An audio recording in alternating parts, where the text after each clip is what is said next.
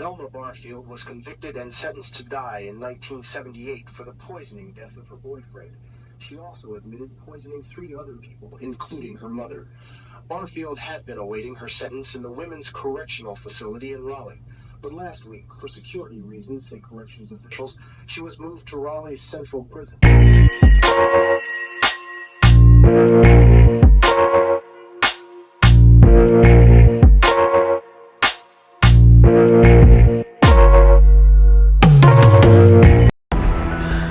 2 days unfortunate story is about Margie Velma Barfield. She was an American serial killer who was convicted of 1 murder, but eventually confessed to 6 murders in total. Barfield was the first woman in the United States to be executed after the year of 1976 for the resumption of capital punishment, and the first since the year of 1962. She was also the first woman to be executed by lethal injection. The only woman prisoner. She now waits in virtual isolation in a cell just across from the execution chamber. A constant reminder, she says, of her likely fate. Velma Barfield was born in Eastover, North Carolina, but was raised near Fayetteville. Barfield's father reportedly was physically abusive, and her mother, Lillian Bullard, did not intervene. She escaped by marrying Thomas Burke in the year of 1949. The couple had 2 children and were reportedly happy until Barfield had a hysterectomy and developed back pain.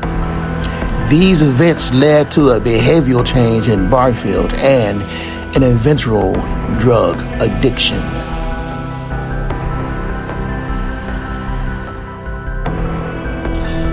Burke began to drink, and Barfield's complaints turned into arguments.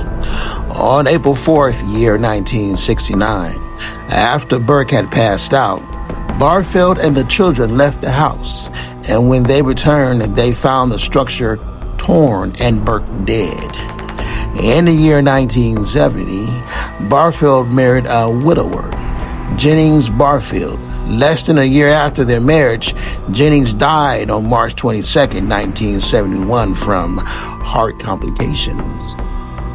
In the year of 1974, Lillian Bullard, Barfield's mother, showed symptoms of these diarrhea, intensely, vomiting, and nausea, only to fully recover a few days later.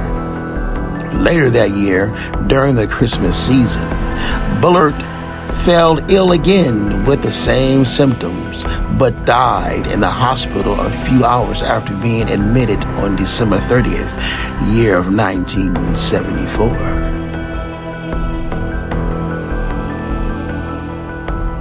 Everybody that I had been with for almost 6 years, the first week I was here was the worst week that I have spent. Barfield says drugs led her to... In the year of 1975, Barfield was convicted of 7 counts of writing bad checks and sentenced to 6 months in prison. She was released after serving just 3 months. In the year of 1976, Barfield began caring for the elderly, working for Montgomery and Dolly Edwards in Lumberton, North Carolina. Montgomery fell ill and died on January 29th, year of 1977, just over a month after the death of her husband. Dolly experienced symptoms identical to those of Bullard and died on March 1st. Barfield later confessed to the murder of Dolly Edwards. The following year, Barfield took another caretaker job, this time for 76-year-old Record Lee, who had broken her leg. On June 4th, year 1977, Lee's husband, John Henry, began experiencing racking pains in his stomach and chest, along with vomiting and diarrhea. He died soon afterwards, and Barfield later confessed to his murder. Another victim was Roland Stewart Taylor, Barfield's boyfriend and relative of Dolly Edwards. Fearing he had discovered that she had been forging checks on his account, Barfield mixed an arsenic-based rat poison into his beer and tea. Taylor died on February 3rd, year of 1978, while Barfield was trying to nurse him back to health. An autopsy found arsenic in Taylor's system. After her arrest, the body of Jennings Barfield was exhumed and found to have traces of arsenic, a murder that Barfield denied having committed. Although she subsequently confessed to the murders of Lillian Bullard, Dolly Edwards, and John Henry Lee, she was tried and convicted for only murder of Taylor.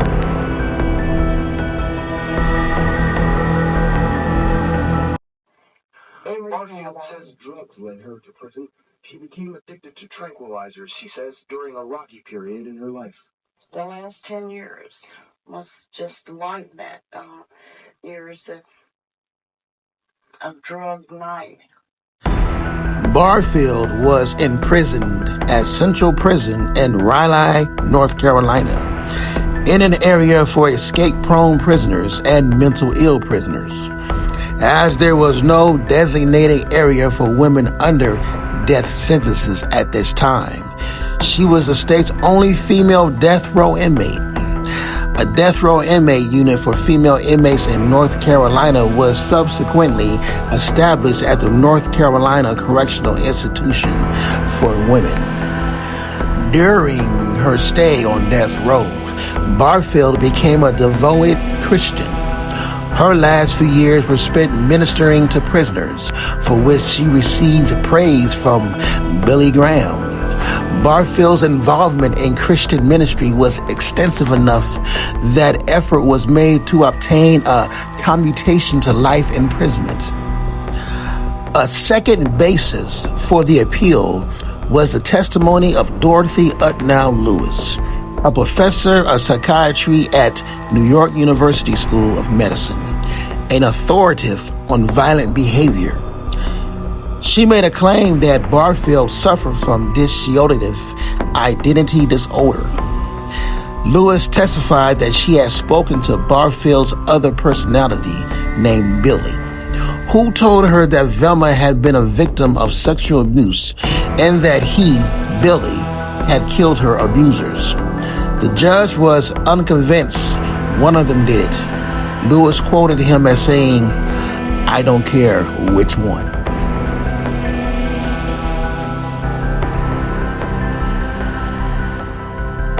The pain she has caused others. I'm sorry for the hurt that I've caused so many people. Today, if it were possible, I wish that I could take every bit of hurt on myself. After Barfield's appeal was denied in federal court, she instructed her attorneys to abandon a further appeal to the U.S. Supreme Court. Barfield was executed on November 2nd, year of 1984, at a Central Prison. She released a statement before the execution. She stated, "I know that everybody has gone through a lot of pain. All the families connected, and I am sorry. And I want to thank everybody who has been supporting me all these 6 years." Barfield chose as her last meal cheese doodles and a Coca-Cola. Barfield was buried in a small rural North Carolina cemetery near her first husband, Thomas Burke.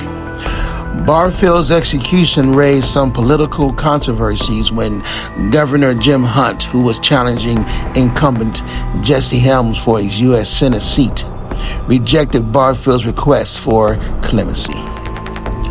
I hope you enjoy this unfortunate story. I'm Mr. Wade and Mrs. Crime, and once again, we bring it to you.